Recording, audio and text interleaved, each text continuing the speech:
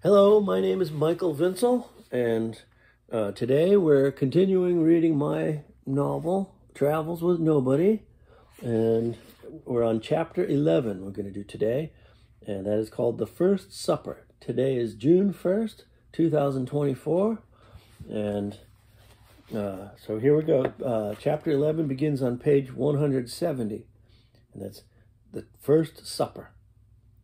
Okay, Matthew had just gotten back when I arrived. He was full of enthusiasm. "Stevie, mon," he greeted me. "I was driving home thinking about what we should do for dinner, and I came up with the perfect thing." "What's that? What's that?" he said, raising the pitch as he talked, as if building up to a surprise. Then he opened the freezer, imitating Mick Jagger in the song "Miss You." "What's the matter, man? We're going to come round your place around 6 o'clock with a Pyramid Lake Lahontan cutthroat that's just dying to meet you." He took a fish out of the freezer. He told me it was a Lahontan cutthroat trout that he had caught fishing with his friends at Pyramid Lake in Nevada. He explained that Lahontan cutthroats had been endemic to Lake Tahoe and the river systems that drain into Pyramid Lake near Reno, Nevada, the biggest little city in America. He added, "They get very big, just like a salmon. This one was about 24 inches long. It was beautiful, silver sides tinted to copper above with a peppering of black spots. A truly elegant fish, I thought." He explained that besides building dams on those rivers, the Truckee River, which runs from Lake Tahoe to Pyramid Lake, the Walker River, and a few others, and those rivers don't go into the ocean, they go to the Great Basin, reminding me of my high school geography. He told me that in the early 1900s, somebody thought it would be a good idea to introduce rainbow and lake trout to Lake Tahoe to improve the fishing. Matthew rolled his eyeballs when he said this. The rainbows interbred with the cutthroats, and the lake trout ate them. So that wiped them out in Lake Tahoe. Building dams on the rivers almost wiped them out in Pyramid Lake, too. It's a long story, but thanks to the heroic efforts of the U.S. Fish and Wildlife Service, we've got this one, he said. That's Matthew said. He did not sound sarcastic. I don't think he was. He ran cold water over the fish to thaw it out some. He made a sauce of mayonnaise, garlic, and olive oil. His best imitation of the scampi sauce at the Cafe Sport, he explained. He placed the fish on foil, spread the sauce onto the fish, wrapped the foil around it, and put it in the oven to roast. He said he would keep it at relatively low heat until he guessed it would be thawed, and then he'd turn up the heat for about 10 minutes after that. We drank beer in the kitchen, looking out the window to the view. This weekend we should go fishing up to the Navarro River. That's up in Mendocino County, that is. There might still be some cohos in there, and maybe some steelhead. Do you have a rod? He asked. I told him I did indeed. I had the fly rod he had given me years before. It was made from a Fenwick blank. He had tied on all the guides and put in the handle and reel seat. I told him I had gotten much use out of it over the years, and thanked him for it. I was in junior high school when he had discovered Fenwick fly rod blanks. I think he found them in the Cabela's catalog. He had shown me how to wind the thread to attach the guides, and how to do all of the work involved in making a fly rod from a blank. He had also taught me how to cast. Before he moved away, we would practice in the backyard in New Hampshire. We had a cat, and had great fun teasing the cat with the fly line. I tied an imitation mouse out of deer hair. Deer hair bass bugs were my early forte in fly tying. I clipped off the point of the hook and just used the mouse to practice casting in the yard. It drove the cat crazy. She would make great acrobatic leaps into the air to try to catch the mouse as I pulled it in on the back cast. Other times I'd cast it out and let it sit motionless in the grass while she crept up to it, low, stalking, pelvis waving side to side as she waited. I would twitch the mouse, and then when she would pounce, I'd flick my wrist and the mouse would shoot through the air faster than she could catch. Matthew and I both remembered those days. So the next Saturday morning, we would drive up to Hendy Woods State Park. Matthew also said that there were old-growth redwoods up there. Big ones, he said. I looked forward to that. I told him about going to the Conservatory of Flowers in Golden Gate Park, that the old Japanese guy who'd been pruning the coffee trees had given me several coffee berries. I said that I had seen the seedlings in the soil at the base of the trees and had asked if I could buy some somewhere, and the guy had just scooped a handful of berries off the ground and offered them to me then and there. He had said that they would grow if we planted them. I asked Matthew if he wanted them to start houseplants with. His apartment had a bay window facing the street that got reasonable sunshine.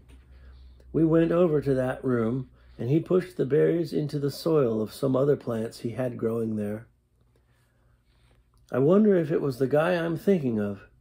There was a guy who worked there who had been an internee at one of the Japanese internment camps during World War II, Matthew said. Wow, that's pretty cool, I said. Well, that's not the half of it. If it's the same guy, he's a big peace activist. I think he was at Manzanar. You know about Manzanar? Matthew said. Yes, Farewell too. We read the book in school.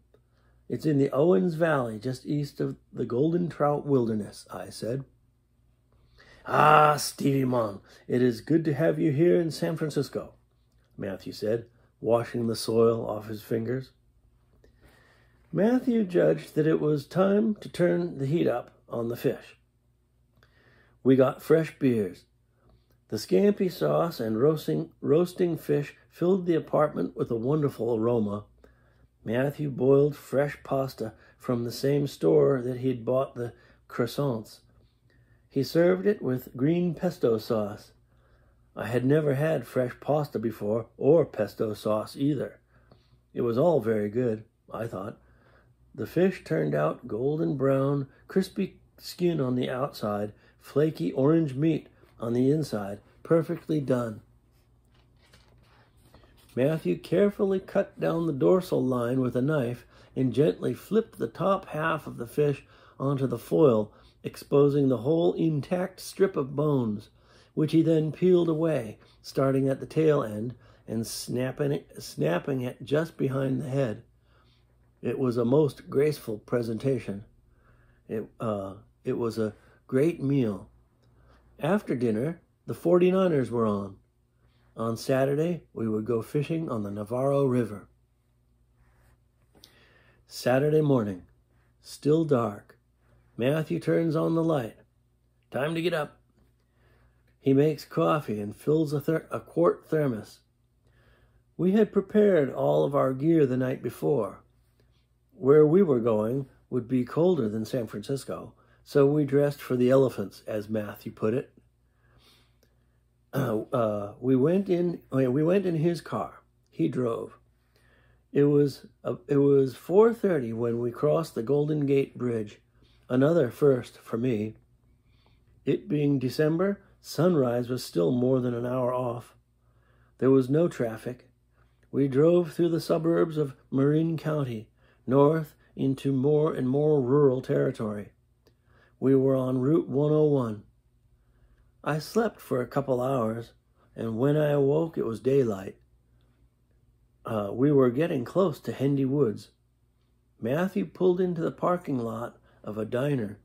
The air was cold, maybe just freezing, but there was no snow. The hills around were forested in redwood. The yellow morning light illuminated the hills, which glowed against the clear blue sky. We had breakfast at the diner. Matthew talked to some of the people about the conditions on the river. We were advised to fish close to the mouth of the river. That was the best chance of catching any salmon that were still bright. In the ocean, salmon are shiny silver, what Matthew called bright. Once they enter fresh water, their condition changes. They become dark. Their snouts become hooked. At that point, they are no good to eat. That's what Matthew said. We drove to a side road that followed the river to the beach. We pulled over and parked at a place and rigged up. I tied on a fly that Matthew recommended. It was white with pink marabou feathers, a colorful salmon fly. We crept to the edge of the river. Matthew used polarized sunglasses to allow for better visibility through the water. I had not known of that advantage before. We both had the same habit of creeping up to the river slowly and quietly so as not to spook any fish. We stood about 10 feet from the water on an embankment in the shade of towering sequoias.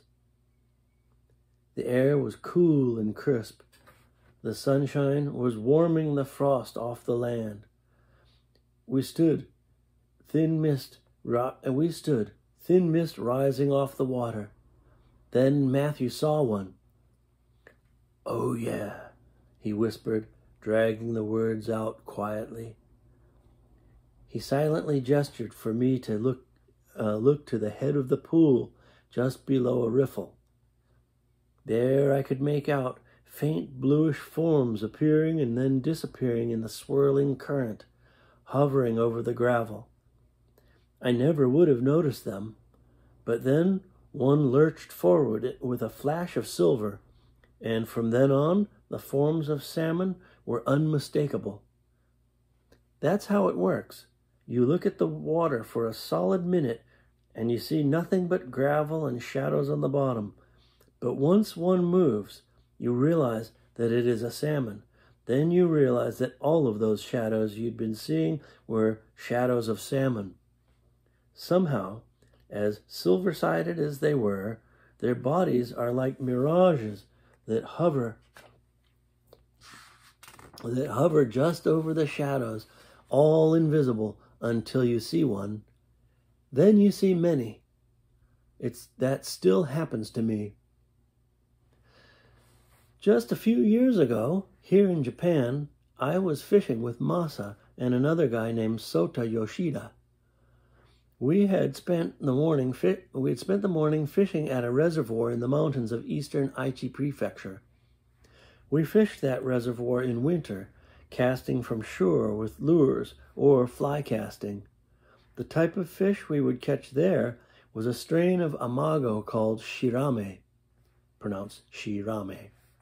They resemble rainbow trout, but have small red spots in addition to black spots, and they retain their bluish paw marks on their sides as adults.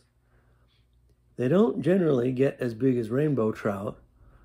The shirame is a particularly delicate and beautiful strain with sharp, pointy fins, pointed noses, and beautiful golden background coloration.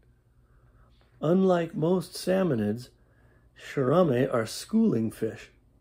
If you happen upon a school of them, fishing will be good, and they are delicious to eat. One day we had finished fishing at that reservoir for the morning. The fishing was no good after 10 o'clock for shirame at that place, so we decided to go to another reservoir to have lunch. Masa always brought his camp stove, and we would cook frozen nabe. That's nabe. Nabe noodle soup that was sold at convenience stores in Japan. The reservoir we had lunch at was Kuroda Dam. Fishing was forbidden in that reservoir. Masa told me of the times when he was younger when fishing was allowed there. That watershed was home to a type of fish called Yamato Iwana. Iwana is a char similar to American eastern brook trout. The Yamato Iwana is a particular strain which gets quite big, like 20 inches long. Kuroda Dam Reservoir also had shirame, but it was forbidden to fish there. Masa told me the story of why fishing was forbidden there.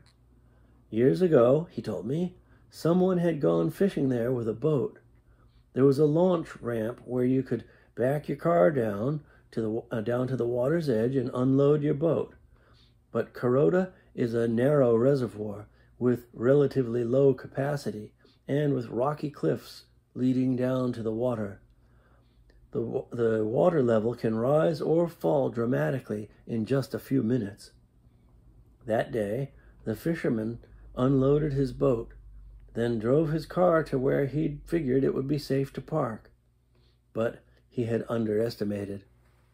He'd gone fishing, and when he returned a few hours later, he beached his boat but could not find his car. Then he realized that his car was underwater. Since then, Chubu Electric Power Company, which operates the dam, has forbidden all fishing. But with no fishing pressure, we figured that there must be great numbers of fish, and in winter they would be close to the surface and close to shore. Maybe we could see some while we ate lunch. So there we were, Masa, Sota, and I, having eaten lunch next to Kuroda Dam, a spot maintained for visitors, the sun shining. A gentle breeze ruffled the surface, but when it let up, we could see into the depths. The three of us stood, shading our eyes, looking for fish. This time, I had the polarized sunglasses. I looked for a minute, maybe two. The breeze cast ripple shadows on the gravel bottom, parallel shadows all rolling in the same direction, vibrating. Then I saw one shadow on the bottom that moved in discord with the rest. I focused on that. I saw it again, just for an instant. "Oh yes, I see a fish," I said. I pointed to it. I watched again, and it appeared, just a little shadow diagonal to the rest. Then I noticed another one. I cupped my hands around the sides of the sunglasses. There indeed was another one, and another, each about 8 inches long. Then another darted, revealing its presence with a split-second flash of silver. Unmistakable. They were indeed fish. As I expanded my focus, I realized that I was looking at a large school of shirame, all turning as one, like sardines in the ocean. True schooling fish. They had to be shirame. I tried to point them out to Masa and Sota, giving them the sunglasses. They looked and looked into the water, but could not see the fish. Knowing what to look for, I had no trouble following the school without the sunglasses. After a while, Masa said he thought he saw one, but he wasn't sure. That was just a few years ago now. As I sit by the pond thinking, painting a picture, I remember that day, looking up past the dam to Mount Ontake in the distance, its snow-covered peak white against the blue winter sky, a thin plume of steam barely visible rising from the summit. Mount Ontake is a volcano. That day at Kuroda Dam must have been sometime in January of 2015. I remember because the previous September, Ontake had erupted, killing 63 people. So anyway, back at the Navarro River in California, fishing with Matthew when I was 20, We saw the salmon. I've never looked at water the same way since that day. I left Matthew to cast for those fish. I went further downriver to fish. The trail left the river and led into a redwood forest with trees so tall that looking straight up gave the effect of the trunks of the trees radiating from a hub of their crowns clustered together, making the sky invisible. On the ground, the trail wended through an understory of sword fern. I had never seen anything like it.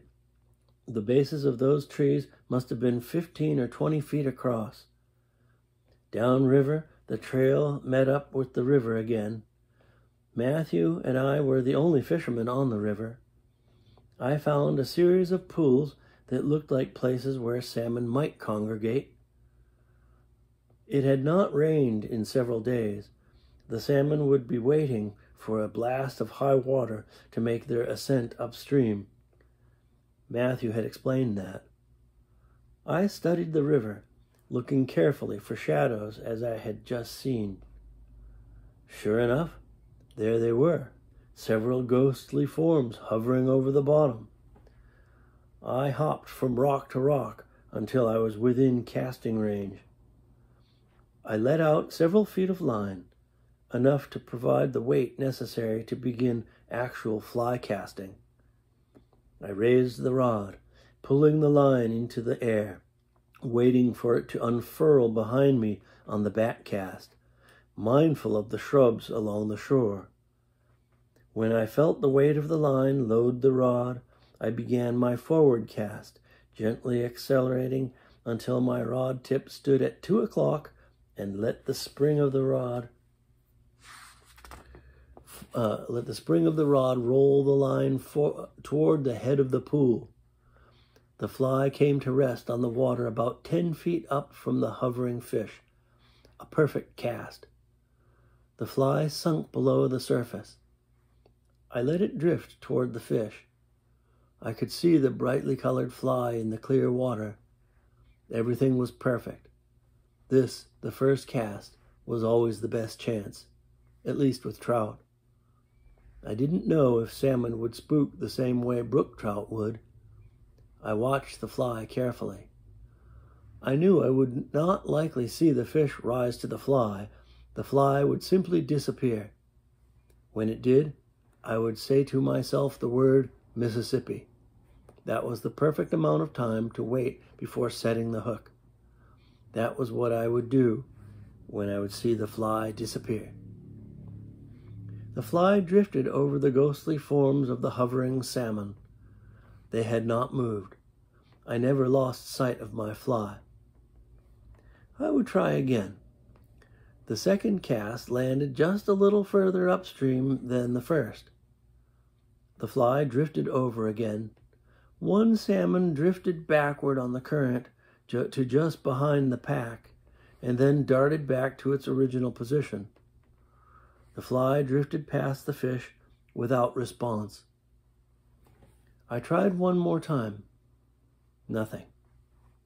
I reeled in the line and inspected the fly. Nothing looked wrong with it. I had no experience with salmon flies. I headed further downriver to another series of riffles and pools. Several casts. My casting was good, but no strikes. I brought in the line and rested on a rock. It was good enough just to be in such a beautiful place. A cormorant flew over, following the river to the sea. I went back to see how Matthew was doing. I met him on the trail. He was heading down to see how I was doing. He hadn't had any strikes either. He explained that once they enter fresh water, the salmon don't eat. I knew that. I knew that salmon flies were not meant to imitate food. They were meant to provoke irritation in fish whose moods were sensitized by breeding hormones. But Matthew said that when there hasn't been much rain and the water is relatively calm, the fish are also relatively calm. he said we might end up skunked as far as salmon were concerned. I was okay with that. We went back to the car and got the thermos out for coffee. We had 2 tin camping cups. I poured. We leaned against the fender, looking at the redwoods and the river. I took a sip and felt the shock of whiskey. "Ah," Matthew said, feigning surprise. "There be booze in that coffee," he said. Matthew had put whiskey in the coffee. We walked down toward the mouth of the river and fished for another hour or so. This time, both of us, side by side, casting right into the surf. Neither of us caught any. It was early in the afternoon when we decided to call it a day. Matthew showed me some groves of old-growth coast redwood. We drove along the coast on Route 1 for a while. The scenery was incredibly beautiful. Rock formations in the sea on one side, hillsides of solid redwood towering over us on the other. Later, we got onto Route 101. We crossed over the Golden Gate Bridge at dusk, just as the lights illuminating the towers of the bridge were coming on. San Francisco glowed magically in the twilight. I was not disappointed that we had not caught any fish. Over the years, I have had many excellent days fishing where I didn't catch any fish. Just to be there, to study the water, to think, was always good enough. I've caught plenty of fish in my life, but I do remember that even then, when I was just 20, I was happy just to have fished.